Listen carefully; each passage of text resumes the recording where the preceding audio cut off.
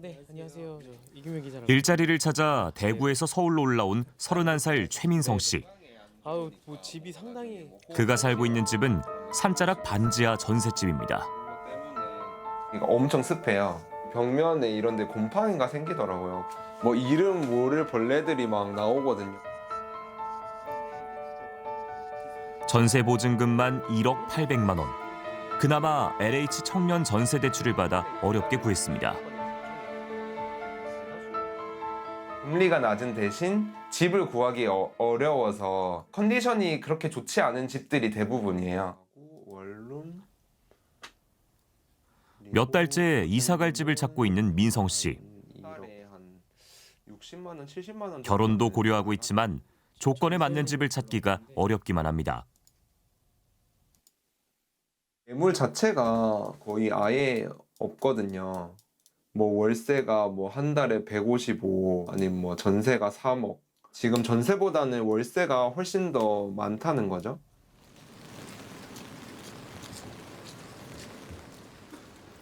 부동산을 찾은 민성 씨.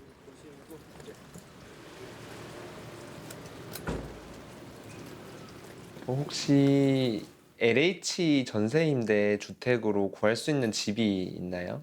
저 20년 이상 부동산 했는데 LH 전세되는 건 딱 한 건 했어요. 전세 자체가 귀해지면서 대출 심사 조건이 있는 전세는 더 찾기 어려워졌습니다. 전세 시장이 매물은 주는데 가격은 올라가고 네. 월세가도 덩달아 올라가거든요. 전세를 구하자니 갈 곳은 없고 월세는 너무 큰 부담입니다. 월세나 반전세 같은 경우에는 뭐 적게는 30%, 많게는 뭐 절반까지도 주거비로 지출을 해야 되는데 사회초년생 입장에서는 급여가 그렇게 사실 높지 않잖아요. 전세가 귀해진 부동산 시장에서 사회초년생은 가장 먼저 밀려나고 있습니다. 월세화 속도가 너무 빠르다는 거예요. 젊은 계층일수록 주거비 급상승이나 집값이 많이 오른 것에 대한 분노나 그리고 상대적 박탈감 이런 걸 더 절실하게 느끼는 것 같아요. 서울 서대문구의 3,200여 세대 대단지 아파트. 전세 매물은 4개뿐입니다. 전세는 물량이 없으니까 내가 마음에 들지 않아도 결정을 해야 되는 그런 상황까지 오신 거예요. 84제곱미터의 전세가는 2달 만에 1억 8천만 원이나 올랐습니다. 덩달아 계약갱신도 늘고 있습니다. 기존 세입자들이 굳이 지금 사는 전셋집에서 나가지 않는 겁니다. 최근 석 달 새 이 아파트 단지 전세 거래의 절반은 계약갱신 사례였습니다. 갱신백 계약뿐만 아니라 연장 계약으로서도 거의 재계약을 하신다고 보시면 되세요. 서울 아파트 월간 평균 전세 가격은 2023년 5월부터 줄곧 오르는 상황. 전세 매물은 1년 전보다 25% 넘게 줄었습니다. 결국 새로 전세를 구하기가 더 어려워진 겁니다. 유통 매물 자체가 줄다 보니까 작은 이제 뭐 이슈만으로도 가격이 이제 급등락하는 그런 구조인 거고.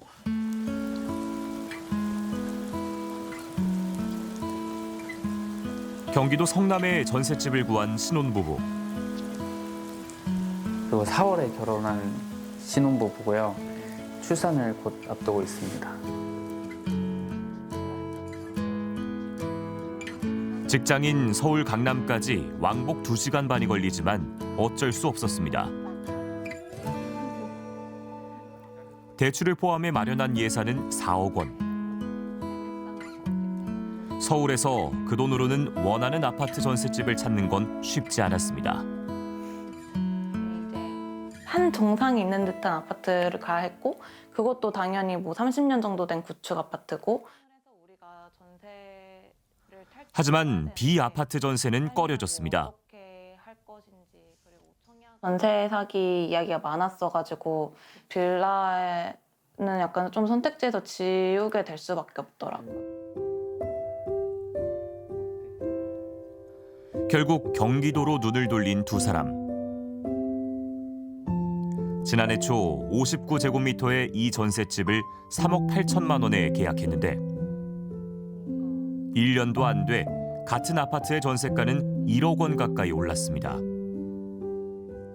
1년에 이렇게 1억씩 오르는 수준이면 몇 억씩 더 얹어서 여기 계속 살아야 되는 상황이 돼버리다 보니까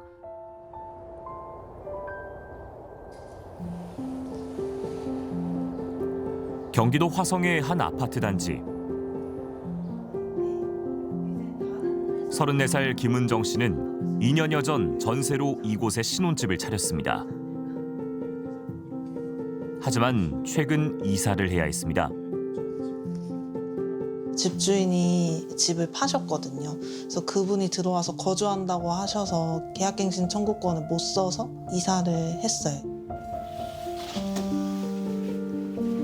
옮긴 곳은 같은 아파트 단지 바로 옆 동. 같은 넓이인데 달라진 건 월세라는 점입니다.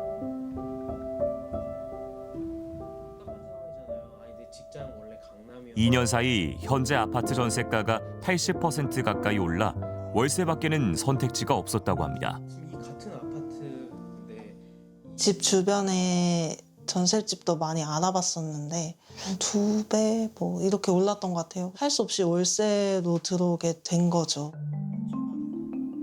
거기에 대한 이자가 전에는 월 20여만 원가량의 대출이자가 전부였지만 이제는 매달 월세 90만 원을 부담해야 합니다. 지금 살고 있는 집이 7천에 90만 원인데 관리비랑 이런 것까지 하면은 120, 뭐 130 이 정도 주거 비용이 나가는데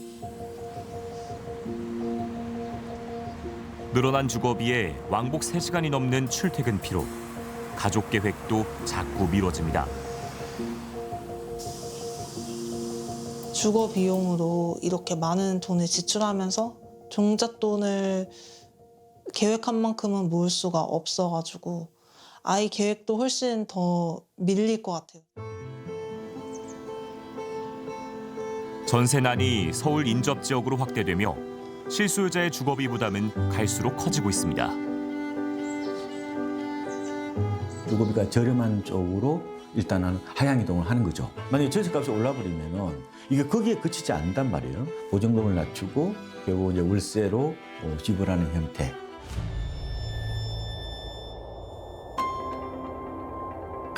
지난해 초 3천여 세대가 입주를 마친 서울 동대문구의 아파트 단지. 최근에는 바로 길 건너 4천 세대가 넘는 대단지 아파트도 입주를 시작했습니다. 물건도 좀 풍부했고 또 전세 손님도 자유롭게 전세자금 대출을 아무나 다 받을 수 있었으니까 이제 서로 수요와 공급이 딱 맞아 떨어지니까 거래가 활발했죠. 하지만 지난해 부동산 규제가 잇따라 강화된 이후 시장 분위기는 빠르게 식었습니다.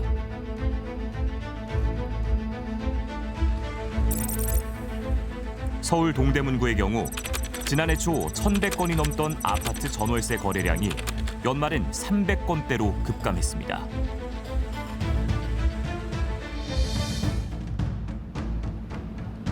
아파트 전세 매물 700여 개가 시장에 나와 있지만 거래로 이어지지 못하고 있습니다. 이른바 갭 투자를 막기 위해 세입자가 받던 소유권 이전 조건부 전세 대출을 금지했기 때문입니다. 주인분들은 본인 돈으로 다 건설사 잔금을 다 납부를 하고 얼마 후에 전세입자를 구해야 돼요. 전세자금 대출 되는 물건 자체가 적은 거예요. 나와 있는 매물의 열의 한두 개도 안 돼요.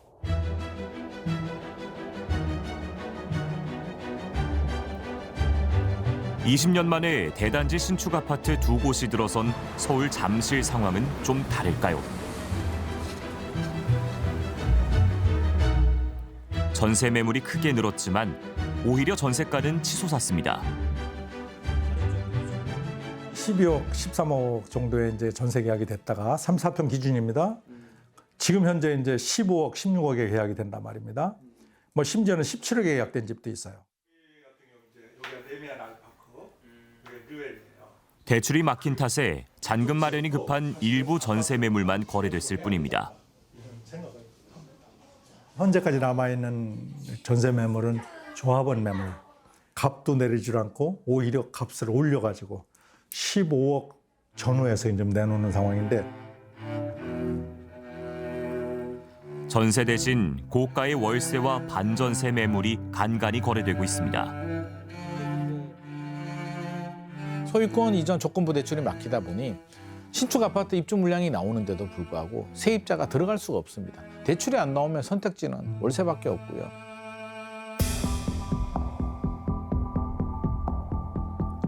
전세가 상승의 여파는 월세 상승으로 이어지고 있습니다. 지난해 11월까지 연간 서울 아파트 월세 상승률은 3.29%. 관련 통계 집계 이래 역대 최고치입니다.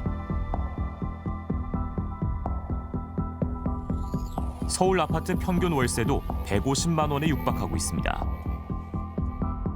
특히 가수혜를 완전히 차단시켜버리는 거거든요. 시장에 진입하지 못했던 사람들에게 어떻게 보면 더 문턱을 높이는 구조가 된 거죠. 부동산 시장의 불안이 이어지자 정부도 공급 대책을 내놨습니다. LH, 즉 공공이 직접 시행에 나서 서울과 수도권에 2030년까지 신규 주택 135만 호를 착공한다는 계획입니다. 민간에 매각하지 않고 직접 시행하겠습니다. 공급 물량을 과감하게 늘리고 속도는 빠르게.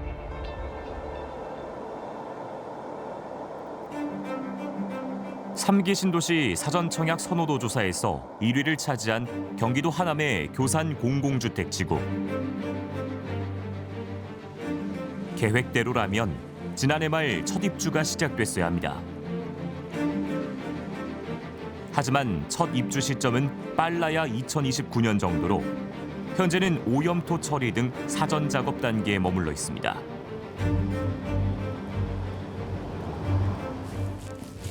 이주하지 못한 이들도 많습니다. 땅 주인들은 다 웬만큼은 이제 보상 절차가 끝났는데 여기서 이제 임대하시는 분들하고 협의가 좀 안 된 거죠. 다른 3기 신도시 사정도 크게 다르지 않습니다. 3기 신도시 후속 지구 4곳과 서울 서리풀 지구 등에서는 토지 보상도 시작하지 못했습니다. 민간이 하는 거는 열심히 지원하고 투 트랙으로 해도 지금 부족할 판에 공공 주도의 재건축 재개발을 고집을 하고 있기 때문에 저는 더 힘들다. 속도는 굉장히 더디고 유유부지는 거의 뭐 올스톱 상황인데, 더 큰 문제는 올해부터 급감하는 서울의 아파트 입주 물량. 가뜩이나 불안한 전월세 시장을 더 자극할 거라는 우려도 나옵니다. 오늘 착공해도 2028년, 9년 정도는 돼야 입주를 한다라는 거죠. 계속해서 이어졌던 착공 감소, 인허가 감소, 이런 선행 지표의 감소들이 향후 한 3, 4년 정도는 영향을 미칠 수 있을 거다.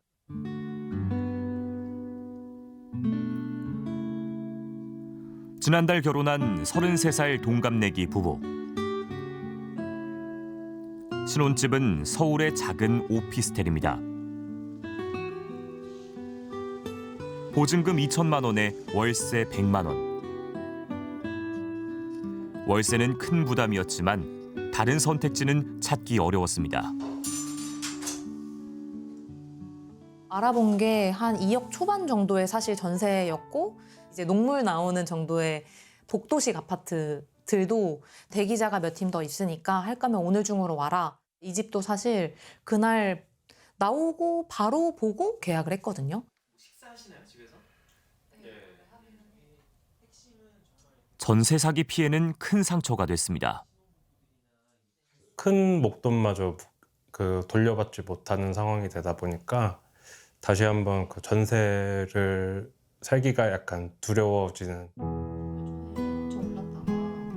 결국 두 사람은 종잣돈을 불리기 위해 적극적으로 투자를 시작했습니다. 이건 이번 주에 진행될 공모주거든? 근데 내년에는 확실히 더 유동성이 풀려서 괜찮을 것 같아. 은값이 금값보다 많이 더 올랐대. 상승폭이 크더라. 소득의 60% 이상을 투자에 쏟고 있지만 박탈감이 사라지는 건 아닙니다. 아무리 발버둥치고 뭐 매일 주식 알아보고 그리고 뭐 부동산도 열심히 임장을 해봤자 거의 아파트 가격이 지금 거의 몇 억씩 오르는 곳들이 비일비재하거든요. 전세가 사라진 자리, 월세가 빠르게 차지하고 있습니다. 늘어난 주거비는 고스란히 실수요자의 부담으로 돌아옵니다. 전세에서 월세로 전환하는 속도가 굉장히 빠른 부분이 굉장히 걱정이 되는 부분이기는 합니다. 지금 현재 상황으로는 떠밀린 결과라고 볼 수밖에 없을 것 같고요. 당연히 주거 사다리가 끊겼다고 생각을 할 수밖에 없는 상황인 것 같습니다. 살 곳을 선택하는 게 아니라 점점 더 떠밀려나는 사람들. 전세의 실종은 삶의 방향까지 바꾸고 있습니다.